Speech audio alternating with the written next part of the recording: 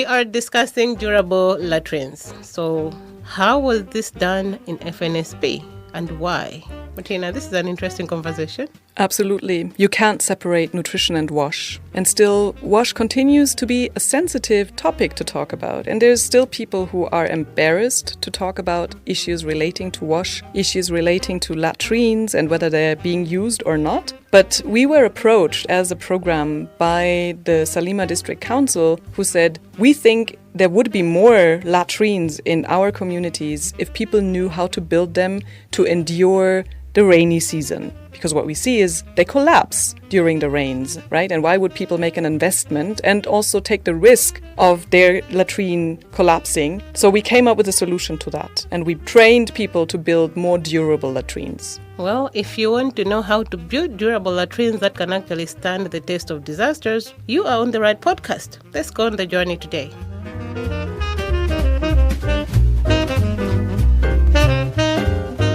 I'm your usual host, Zainab Jisenga, and welcome back to Over to You podcast. In today's episode, I'm joined by Mr. Chifundo Manonga, who happens to be the Principal Nutrition, HIV and AIDS Officer for Salima District, and also the Acting Director of Community and Social Services in Salima District Council.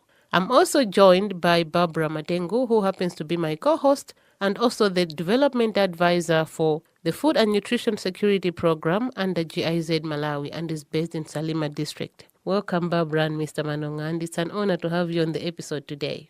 Thank you very much. Thank you. Could you give maybe a brief overview of how this durable latrine project came to be? Okay, obviously FNSP is a food and nutrition security program. Yes. So hygiene and sanitation plays a huge role in nutrition. And if you have poor sanitation, you have a lot of problems coming up from that impact on the nutrition status. How did you get to Salima? Okay, FNSP was already in Salima district for a couple of years. Yes. But then this WASH, which is like water sanitation and hygiene, so it falls under WASH. The sanitation problem became more and more obvious, or was always obvious in Salima, and became more and more of an issue for the district council because there was two things. They didn't have enough coverage of latrines. They didn't have enough knowledge, maybe. The behavior was much on open defecation still. And at the same time, we have sandy soils along the lake, and the way existing latrines were constructed made them collapse really all the time, maximum up to the next rainy season. Yeah. But sometimes they would even collapse before that. And that causes really much harm. For one, you can't use that latrine anymore, but it also makes people lose trust in having a latrine in the first place. You don't want to see your child in a latrine that collapses you know. So yes, so that was like really a rising problem for the district council. So the district council approached FNSP about how those two major issues, how to convey the knowledge of building latrines that are durable and affordable, and at the second, to get rid of this myth that it's not possible, because people are so used to latrines collapsing, they take that as a fact, you know, you can't coming build. From Salima, with that soil texture, it's really hard to just So wherever believe. you go, people will tell you, no, it's not possible, it's not possible. So that was the second major objective, to overcome that myth, really, and to prove to people, to give that trust that you can build a latrine that lasts. Oh, that's interesting. How did you see maybe the linkage between wash and nutrition, that you were convinced enough to say, the district council approached us, let's support this because there is a link in nutrition? I'm interested to find out that link. Sure. If you have like a high rate of open defecation, then it's impossible to separate human excrements from food and food sources. So that is the overall objective, to separate. That means you try to fight open defecation to get a better sanitation status for a whole area, not just for a single household. And that goes along with behavior changes of people not going to the bush anymore, not practicing open defecation, but using latrines. Because if you are not able to separate, these excrements are very harmful to people. There's a lot of disease. Children keep on getting diarrhea, but that vicious cycle goes further. So after having many diarrheas, you get a lot of malnutrition because even if you take a nice nutritious food, it gets lost down. again. Yeah, Exactly. yeah. And you lose electrolytes, micronutrients. So, but at the same time, those who are malnourished, they are way more susceptible to diarrheal or other diseases. And the third factor is that the body changes in a way that the absorption of valuable nutrition is really compromised by the consistent and almost chronic diarrheal diseases. So if you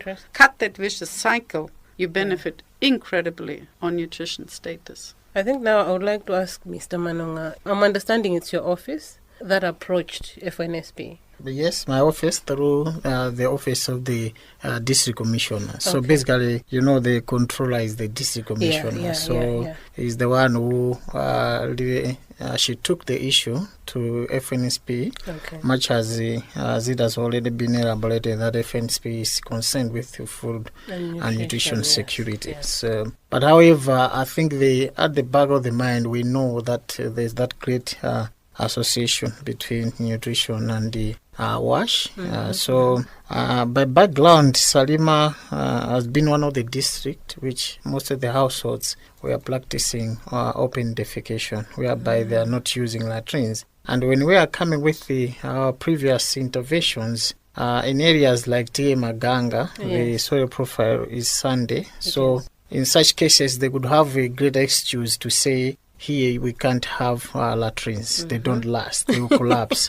So that was a very big excuse. But we knew that we had a partner who could maybe come up with something like a solution to the problem, and also at the same time trying to maybe to demystify what people were saying, that they can't have a latrine that could last.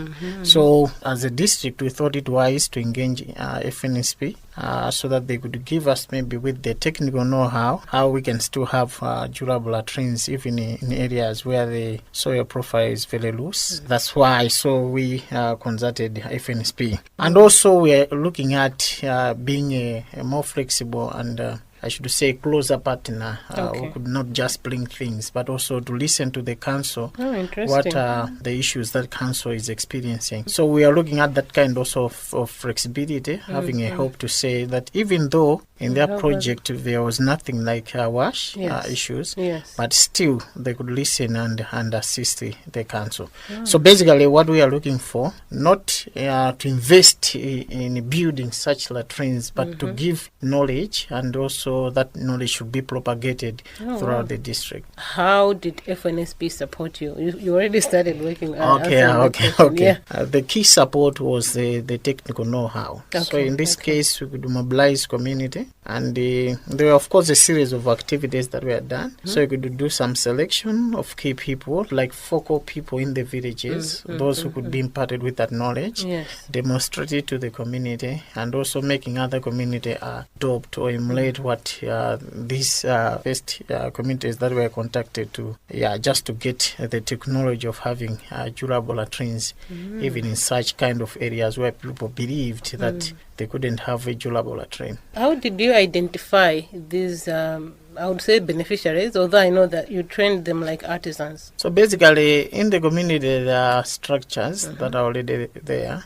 These are government structures? Yes, so you know that by policy, nutrition, community activities through the care group model. And under the care group model, you do have what we call, for example, VNCCs, in this case, the Village Nutrition Coordinating Committees. And these are, above them, we have the Area Nutrition Coordinating Committees, or ANCCs. And of course, apart from that, we have other structures which are composed of the local leaders at T level and at GVH level. So when you bring an issue to them, they are there to identify some people who are interested. So in this case, it's a bit volunteerism. So those who are keen to learn, they are identified in the community, and these are the people who are given the technical know-how of how to do that. So they went through some trainings. The identification itself is through the community themselves. So people could volunteer, others could suggest maybe a certain person interested in such kind of things. But these are the people who are already in the structures, like on the care group model and all that. In some areas, you can have, they can't be maybe in the care group model, but they are also participating in other community development activities. They can also be identified and form part of the people to be imparted on in terms of knowledge. I remember, I think we had a conversation with this lady who was trained as an artisan. We visited one of the beneficiaries of the durable latrines, and she was like, My name is Zainafe Banda from Traditional Authority Maganga, Salima district. I'm the chairperson of VDC.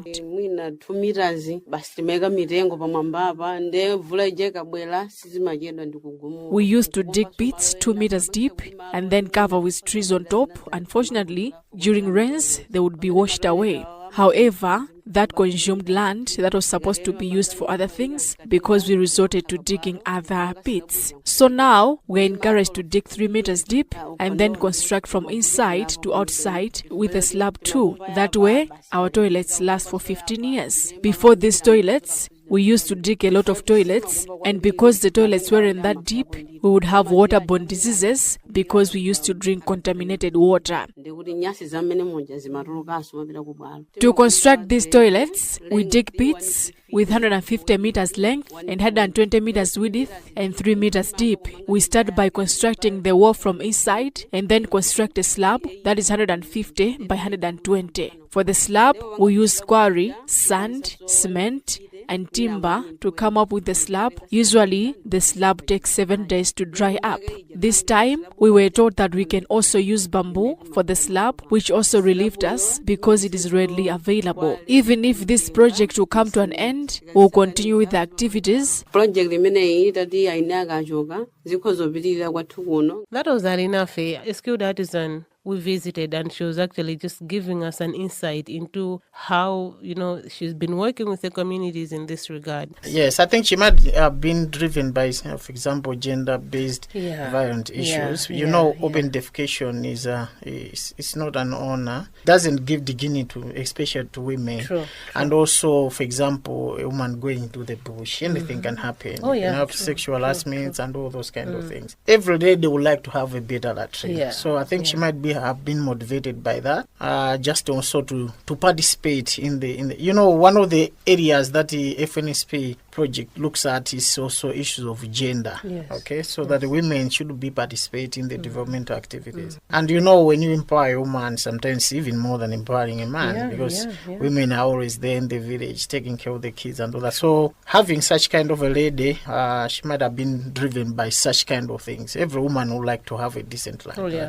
True. I mean, that's as you said, it's an issue of decency, dignity, and a whole lot of other gender issues. Barbara, before I ask you the next question, you should just maybe like to have your own perspective of the value of having women as part of the trainees for the durable latrine. Yeah, I think for one, it's already how the Pinau pointed out. It's the women who are running the household. It's the women who don't, who look after their kids and don't want them to get sick all the time. But it's also very much this gender-based violence settings of young females or any females having to go to the bush, having to wait until it's dark. Then the dark is an danger. But there's also another component which was so visible during the trainings. Okay. Everybody had to do the same. So who was part of that group, whether it was an area development chair or whether it was a female or a male, they would do the same work. It was a strong practical component, also theory, but also it was just so beautiful to see how these people were digging the pits together, they were constructing together, and that created an incredible pride. Some, they never did that before, like a slab, and to really see, and it takes 10 people to lift that slab onto the pit, and they were so happy. It was just to see this pride. It was really nice. And that's why if you go back now, this pride shines through, they're really proud to show someone else how to build a proper durable latrine. Actually, you just reminded me about the beneficiary we visited. She was like, My name is Adrienne Ganazio. This is the area of T.A. Maganga. I didn't have a pit latrine because things were tough to me. I had already dug the pit, but I didn't have the other materials. So I just left it, that when the right time comes, I'll do it. Before I dug, I had a toilet when I was living in the other house.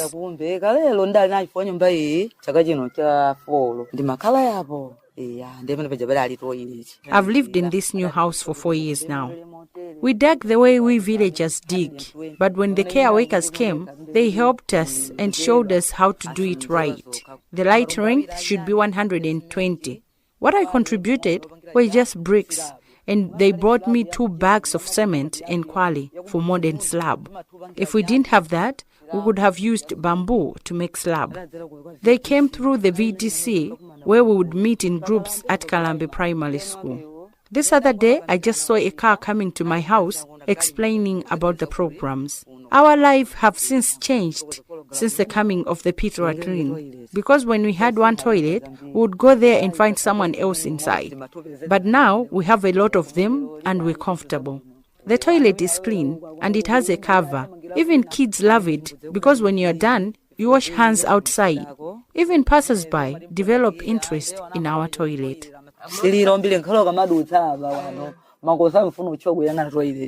She's like a model. I wouldn't be surprised to know that toilet has rules. The way she was talking about it, she couldn't stop. Now, Barbara, you mentioned about training when you received this request from the Pinau's office through the DC. How did you respond as FNSP? And in what way did you support the district council? The thing was, it was really the district commissioner herself who approached and who came back, like this came up again and again in our council discussions. Since I've been based in Salima, I took it back to FNSP, and I really liked that the way it was then taken up seriously, discussed, like, can we do that at all? Because it's not originally in our portfolio. And then the discussions that followed with the district council is like, what exactly do you want from us? You know, we are not here to build thousands of latrines. We do not have the means. It's not our approach. So it was a very fruitful and nice process. And that's maybe what you can hear. I'm really happy about that, because I think that's what development cooperation should be about. You know, you make a needs assessment, all the needs are carried to you, and then you discuss really fruitfully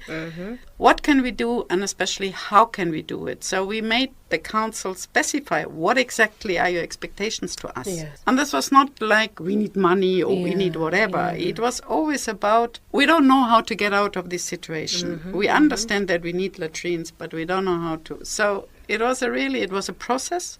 Very participatory, very much on eye level, very much on both sides. This is what we could do. This is what we let us go back and think about. How can we do this? How can we get this into practice? So I believe that helped the whole way along to also adjust, for example, because the district council we were together the whole time. It wasn't like we come and do an activity in your district. So I think this participatory from the very, very beginning I like that. Was a very fruitful process, I believe. From what you've said and from what Mr. Manonga said, I'm also picking issues of being bold enough to go out and seek the help if you feel like there's a particular need that you want to have addressed, you know, as a political partner within your space. But also I think the flexibility on the part of the development partner, one of the best, takeaways that our listeners could pick from. But also, as you mentioned, it's not always about financial resources. Sometimes it's about how you can just support the people without necessarily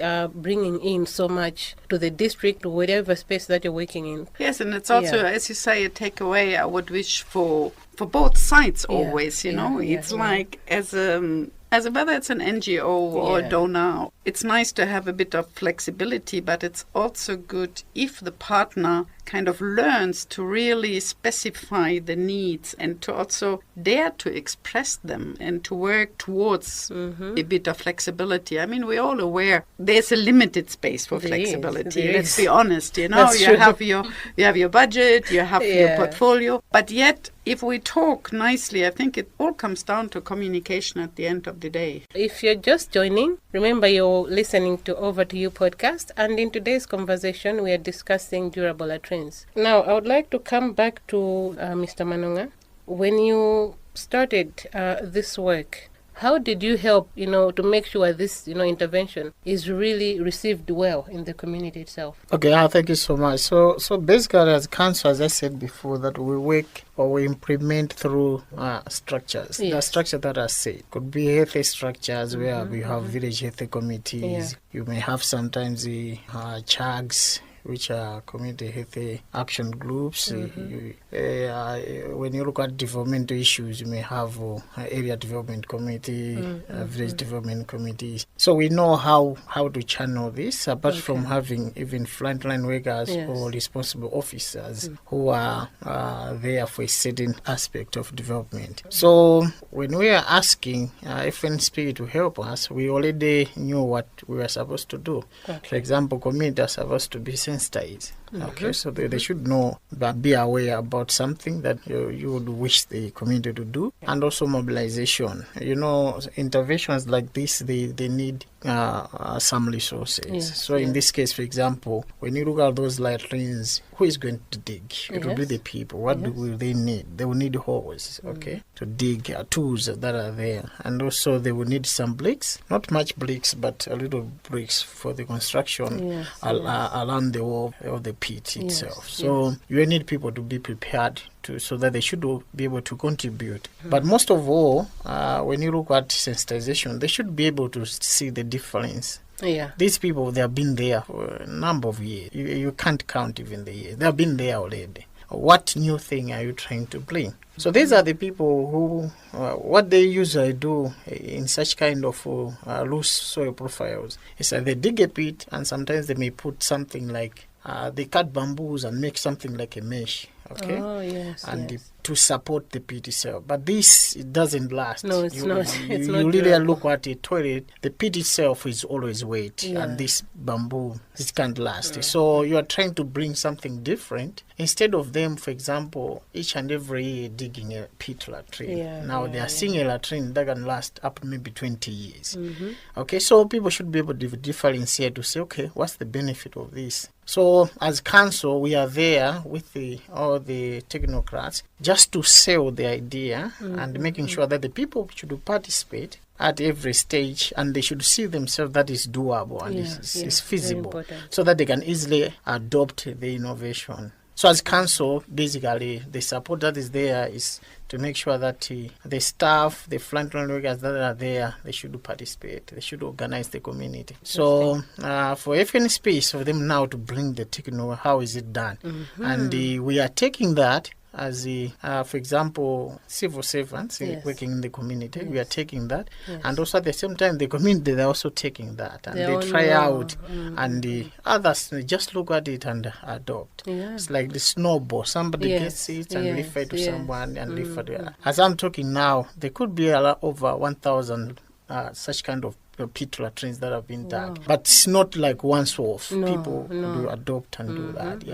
Who did these trainings, and how did FNSP support that work of capacity building for the project? Okay, for the trainings itself, we had a consultant doing that. Oh, wow. But it was highly participatory. So it was, of course, there was a consultant who was, the leading force in this. But then again, because some were trained already, and then there was there was one who was translating throughout, even though it was in Chichewa. But sometimes it's still helpful to have someone from the area. It does. It's maybe not just translating by language, but maybe put it in the right context. So it was always like a partner-guided activity. But it was always first, in theory, to make people really understand why do we need this, like your initial question as well.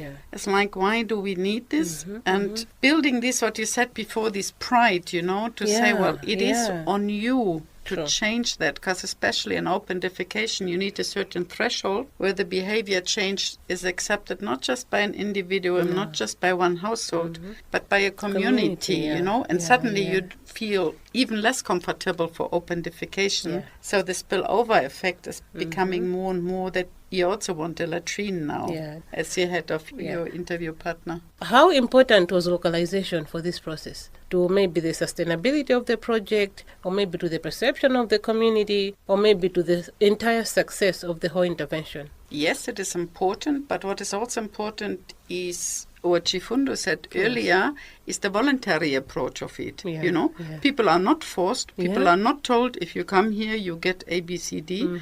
If you come here, you learn how to build a latrine, full stop. That's actually so, true. and that word went around, you know, and they have been together, I think, a training cycle was like more than a week, because they started with theory and then practical. Oh, wow, so you're together in a group, and of exchange, of course, you get others from the village. It's not an isolated place. You're in the center of the village. So other people would come and maybe look, what are they doing here, or copy. So it is, yes, the local is very important, but at the same time it was also, the voluntariness, I believe, is a big part. I think I saw that volunteering. I'll keep referring to those, you know, the interviews I held in the community, because she said, you know, even when I was there, people came to learn, because I'll be doing this even as a business afterwards. Yes, and I think that was a learning effect to see that my benefit here, that education or learning or know-how is an investment, whether it's in future business or whatever. And I believe when we do just big workshops, people think my going there is my benefit because I get, let's not start this endless allowance story. That's not what I mean. But it's still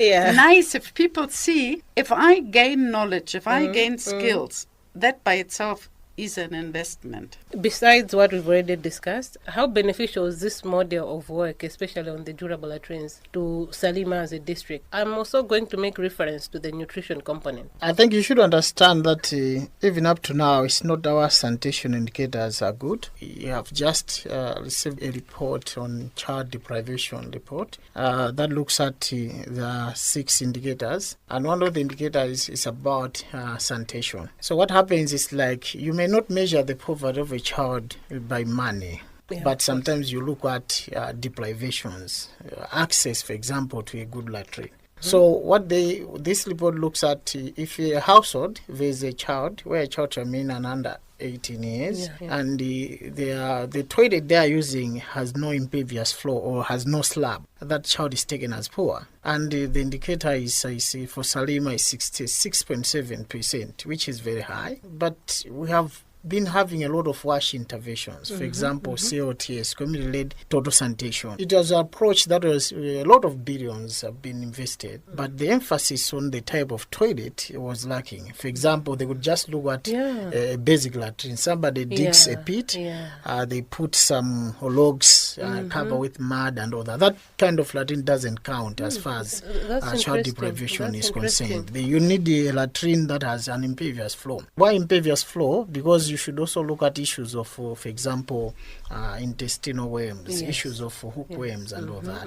If a latrine has no impervious floor, it attracts such kind of worm. And for example, hookworms draw a lot of blood. I remember when we were in college, they were saying that a child may lose, for example, 10 mils of blood per day. Wow. So in 20 days, like a tumbler for blood that is lost, a glass of blood that is lost. So when you look at Salima, yes, you would still see that in that case, we can't improve such kind of indicator. And with such kind of interventions, people could mobilize community. They could build a lot of latrines, and an area could be declared like open defecation free.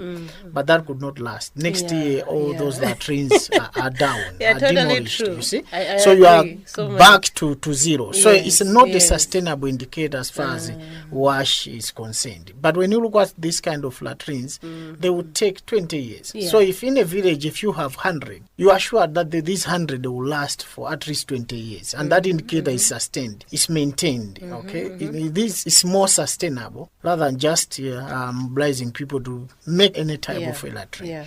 This is why the people were frustrated, and they could do even take it as a myth to say in our area we can't have a durable latrine, which was demystified by FNSP project through the work of the consultant and the involvement of the people themselves. If we were to do this continuously as a council, we would have improved the indicator of sanitation. It has already been said by Barbara to say that the project FNSP was concerned with nutrition and food security, but we gained this. If maybe the past 10 years we are still promoting this types of latrines, I think the indicator of water and sanitation and hygiene for Salima district would have been better. Yeah. Okay.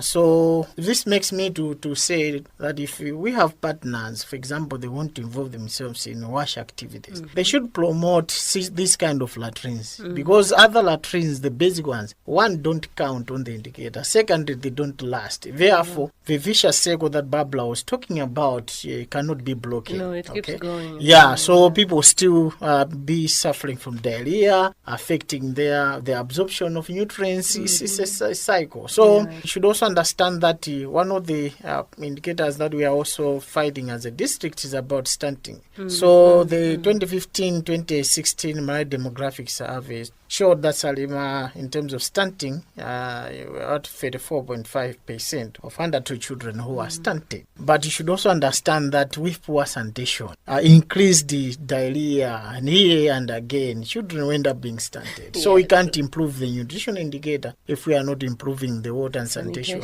or the sanitation part. So there's that kind of linkage. So it's better to, maybe if we are to invest more in this, it's not that expensive. If we are to invest more in this, we would have a sustained indicator, improved indicator as far as the sanitation issues are concerned in the district. So these are lasting rather than the for example, in the case of CLTS, whereby any type of latrine was counted, whether 1 meter deep to 1/2 meter deep is counted. As long as you see, you see. So I think if we are to invest more, this is why I think Barbara, I think she mentioned, if she didn't mention, we have been even advocating this on local community radios, and we have been even giving numbers of local artisans to help the people about this. And we're helping market them now. Yes, so I would say nice. Numbers to say, if you want this kind of latrines, please get them. And sometimes we could get calls from these these local radios, sometimes they get to other districts. So we have been making this conversation because I should say half of my life in working with government, I've been in the environmental health. So I know what I'm talking about. CLTS cannot help unless we do issues to do with the sanitation marketing, which is like this one, whereby you need improved durable latrines. We can't keep on having the simple latrines and say somebody has or a household has a latrine. So if you're just joining us, remember that this is Over to You podcast, and in today's conversation, we are discussing durable latrines. And today I'm joined by Mr. Chifundo Manonga. Mr. Chifundo Manonga is the Principal Nutrition, HIV and AIDS Officer, as well as the Acting Director of Community and Social Services for Salima District Council. I'm also joined on this episode by Barbara Matengu. Barbara is a Development Advisor for GIZ Malawi, working in Salima District. Now, to Barbara, I want to ask, Mr. Manonga talked about cost. He mentioned they are not difficult to construct. I know when you're engaging this consultant, you're also looking at the cost implication, because we're looking at things that the communities by themselves can work with. I would like to know, how affordable were these, and how easy were they for the communities to implement beyond, the support that was offered during trainings? The labor, obviously, is provided by people themselves. That means if we talk about costs, we talk about materials. There was a high priority on using locally available materials. So people are molding bricks that are not burned. Again, environmentally, no one should promote burnt bricks in the first place. What was done here when they used the molded bricks, and then it's like casted with mud in between, and they wanted to strengthen it. You can also just throw a few twigs inside the pit and burn them. Then that heat is enough to strengthen, so you don't burn bricks. So one has to understand, to build it stable, or the stability of a latrine, it's defined through the pit and the slab. So you have a substructure which is underground, then you have the slab at ground level, and then you have the so-called superstructure. The super is just to prevent from sun or rain and for privacy. But it has nothing contributing to the stability itself. So that means when people make fancy superstructures, that costs, we don't like to count it, because that is kind of a private choice, the same way you paint your house or you decorate, but it's nothing to do with the stability. So we look at the slab and we look at the lined pit. And for the slab, you need maybe half a bag of concrete. So that is the major cost factor. Actually, it comes down to the only cost factor because even the iron bars you use for enforcement of the slab. In Salima, we are now very lucky. We have a lot of these strong bamboos. So they can even replace the iron bars with those type of bamboos. But it must be the strong bamboos, not to take just some reed or grass or whatever. You know, depending on availability, you can even cut costs there. So in Salima, we got away, honestly, with half a bag of cement, which if a household prioritizes, let's be honest, that's not that much money. I mean, and it's never been the issue because wherever you come to a household, people would come and they come out with a bag of cement here and 2 bags of cement there. Plus, if costs are really a constraint, there were many versions shown how 2 households can share, how you can make a 2-door latrine. That means you make it like a double pit. So 2 neighboring households can use that to save materials.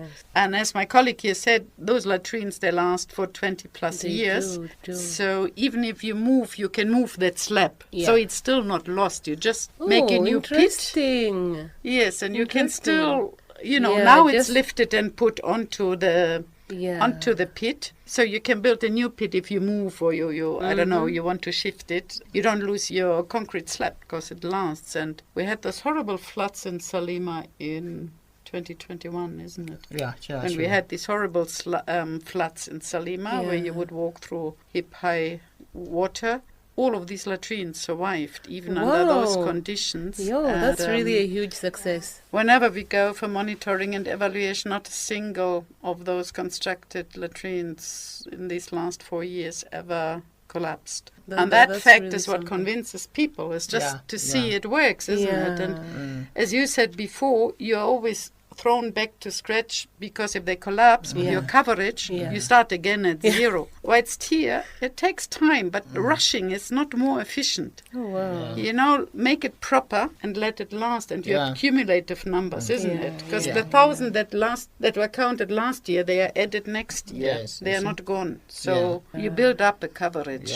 So sometimes, you know, we always give excuse to disasters. Yet there are some technologies or innovations that can still withstand disastrous effects. So what I was referring to, most of the latrines that were advocated through CRS were simple ones. And why we could have maybe low coverage, you could say there were floods. That was a big reason. That's a better way to defend Maybe that's why I mentioned it. We have to withstand this situation. That shows that we didn't need such kind of type of latrines. And if I may add on that one, because you mentioned earlier, you know, that link and with nutrition. I think one shouldn't forget, if one makes so-called temporary latrines, as you described, they are like shallow and just dig. It's not just a neutral thing which you say, it doesn't matter, then they are lost. It does harm because you're still concentrating those excrements. So if a flood comes, if the rain comes, if it's washed away, it's concentrated. So it's very, very harmful, actually. It is. I want to find out more, not only from the actual toilet perspective, but also from maybe what you've observed in terms of behavior change, how this has impacted with the wash, maybe results throughout the years since you started, you know, with this innovation. How has the district been looking at it from the success perspective? So I think first success should be people were able to adopt. Much as it's not everywhere throughout the district, but we have some communities where we see people adopting that. We're also still seeing other people adopting little by little. As I said, the idea came through impartation of knowledge and skills, and others could learn from that and propagate to other areas. Personally, I would wish if we had maybe to advocate for more, maybe having deliberate like activities in other communities too, because it has proved that these kind of latrines are the ones that last. They withstand flash floods and all that. And what Barbara said, it was a testament to say, much as we had some flash floods in Salima, but when other latrines collapsed, these they stood. And sometimes you might not know, these are preventive measures. People may not appreciate preventive measures. people would like, for example, when you are suffering from headache, you go to a doctor and doctor Absolutely. gives you paracetamol and you feel okay. But prevention is better than cure. Sometimes you may not see the results because everything is okay. And, as a country, I think 2 years ago, we suffered a lot about issues of cholera. And most of the community that had such kind of latrines, the cases were not as much as compared to other areas where they had basic latrines. Okay, so what I'm trying to say is we still have these latrines. Yeah. If it is an indicator, we are still maintaining the figures of that indicator because they are still standing. Rather than yesterday you had 100 latrines and today you have 7. I think that's not a success No, at it's all. not. It's not. So with CODS, you remember people could celebrate this year. They could put some signposts to say our audio free. and you go into the community, You find see no OD, toilet. but nobody can take out the post. Yeah, that you was see. really Yeah, something so else. those are Yeah, some of true, the things. true. But now you can still count to say a household X Yes. still has a latrine up to latrine. now. Oh, So that's a success. Yeah. That's why I said if we have done more on this, I think we would have improved the indicator. And that report of child deprivation, as far as sanitation is concerned, I think we would have had better results. Yeah. It's only that some partners, they just come with something they feel like to implement in the district. But if they are flexible enough, I know in some forums I have talked to say, no, this type of latrines don't count. You mentioned, of course, an issue of advocacy, but maybe extra challenges that you would add. What could have been done differently? What are the gaps that you see as others take on from what, FNSP started? What could they maybe build on? What could they, strengthen? Where were the gaps? My wish was if FNSP had an emphasis on WASH, I think we would have also done more. Okay. But it was like borrowing something out of the project that emphasized on nutrition and food security. Yeah. I believe would have done more. And the other wish is like other developmental partners or district partners who are coming with nutrition projects, if they had also this in mind to advocate for that. Yeah. I know we have other partners who are doing that. Of course, a certain type of latrines, but it's not at that kind of a scale. It's like we are neglecting WASH.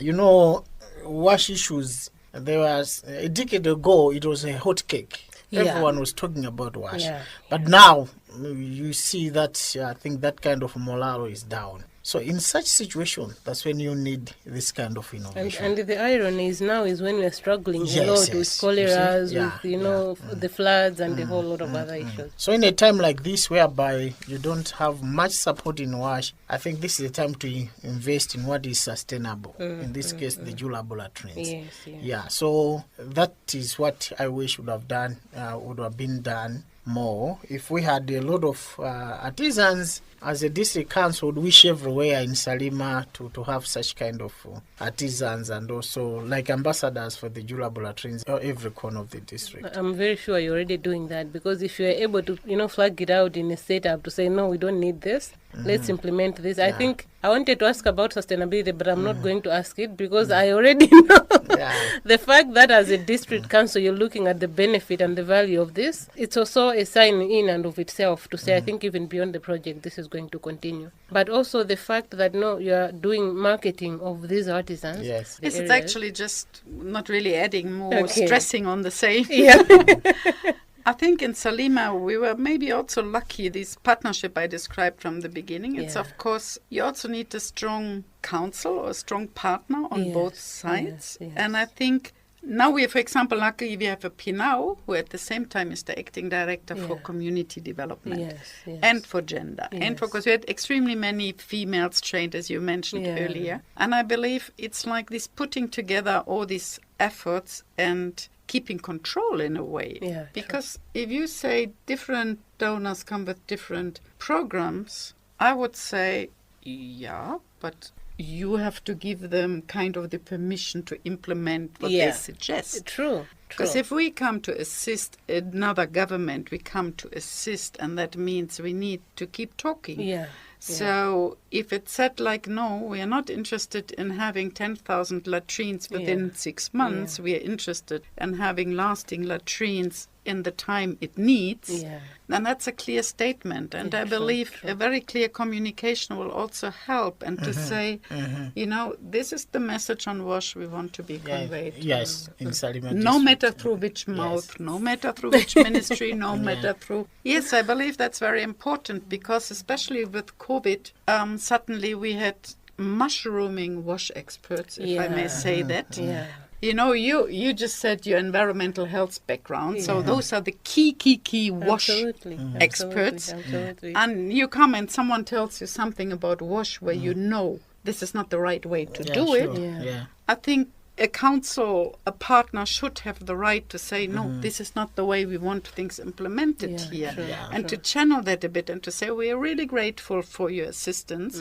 And then can we do it this way or that way? We had really good experience with this approach, so we would like to extend on that one. Because also FNSP couldn't be throughout the district. So I think it's a very valuable starting point, but we are all aware we are not yet there. There's one activity still about to be completed by FNSP, which is providing a guidebook, so that there's a lasting kind of instruction book, which will just be pictures mainly, but to keep it more lasting, you know, the knowledge is not like fading out or diluted. But skills and knowledge, as you said, if you have a certain coverage of artisans, at the end of the day, it helps you more than having the coverage of temporary latrines. Because that knowledge, it's there and it will rather multiply than getting lost. I think, Barbara, you're very right. I think we do have some forums for such. I will try to propose to say, let's push for this kind of latrines as far as sanitation issues are concerned in the district. You are very right. Sometimes we really need that kind of board statement to say,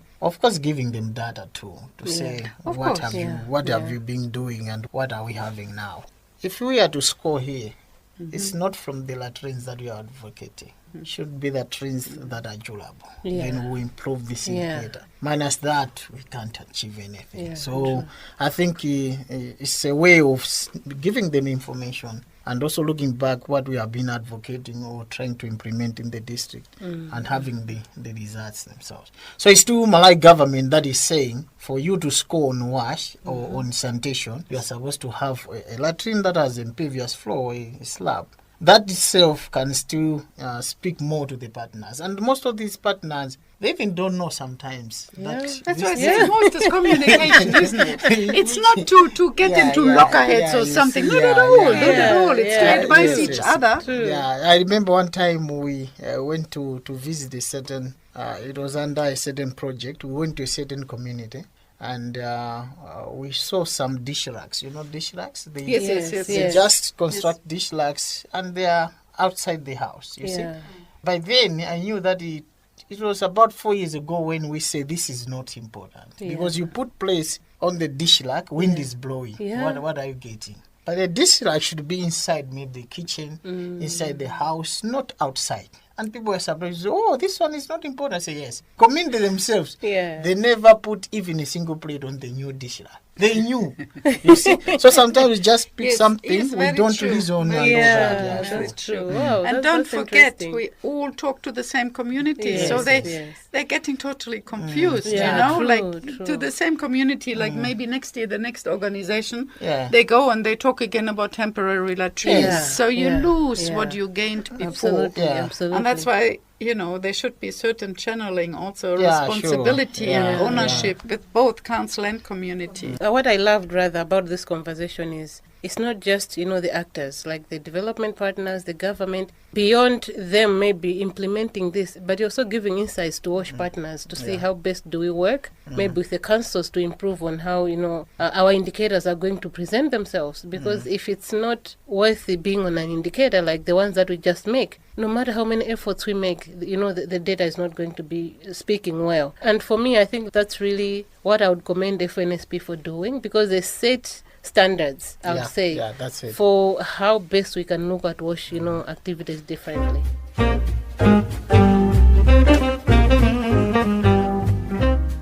This is the end of our conversation today. And in today's conversation, I was joined by Barbara Matengu, the Development Advisor for the Food and Nutrition Security Program under GIZ Malawi and based in Salima District. I was also joined by Mr. Chifundo Manonga, the Principal Nutrition and HIV/AIDS Officer for Salima District, who also happens to be the Acting Director of Community and Social Services for Salima District Council. Thank you very much for joining Barbara and Mr. Manonga. It was an honor to have you on the episode today. In our next episode, we'll be bringing out to you a conversation on how gender was integrated within the Food and Nutrition Security Program. This has been Over to You, a podcast that brings you learnings from a decade-long journey of implementing the Food and Nutrition Security Program under the GIZ Malawi. And since 2015 to 2025, GIZ has been implementing this initiative in the Salima district. And the podcast is made possible with support from the German Development Corporation. I've been your usual host, Zainab Jisenga. And until the next conversation, this one is over to you.